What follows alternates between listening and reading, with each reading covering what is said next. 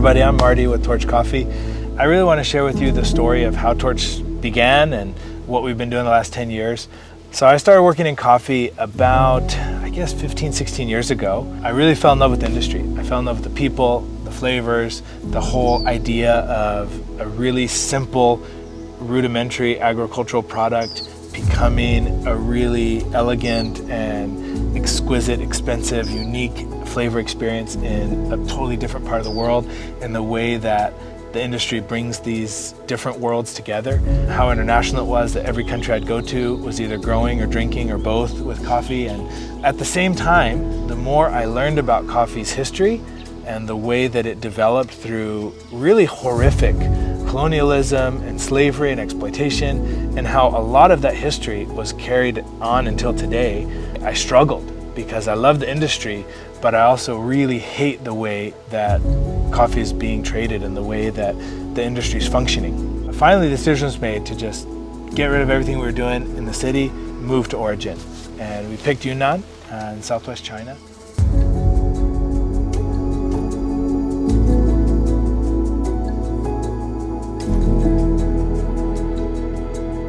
It was a unique environment where there was consumption and production in the same country, which is pretty rare.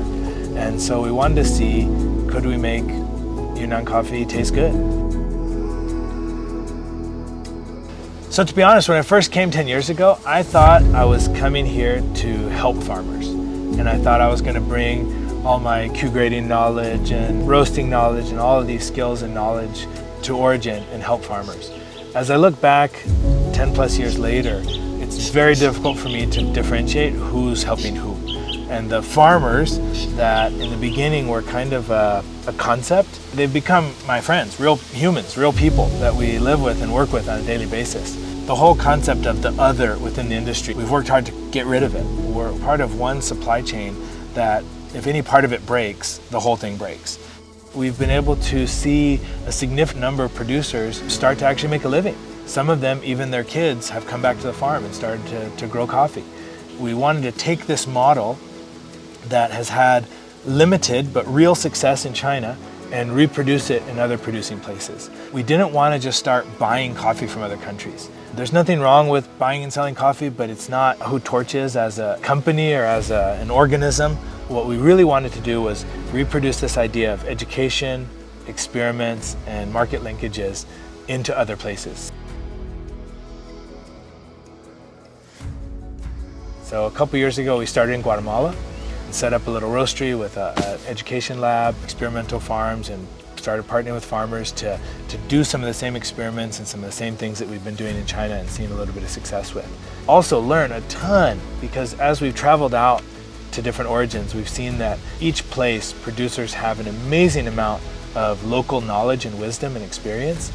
So we've really gotten excited to bring the knowledge and wisdom in Latin America to Asia, and Asian processing zeal to East Africa, and vice versa. Just sharing around the knowledge that these producers have has been a super fulfilling and super fruitful activity. We don't want to be a trading company. We don't want to be a roasting company.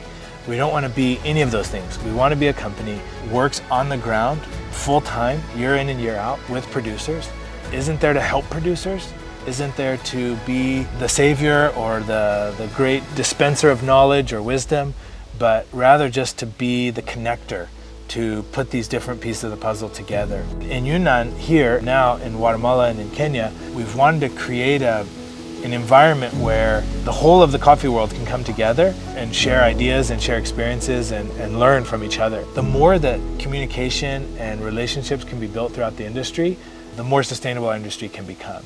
And the much more fun we can have, and the much more interesting it can be.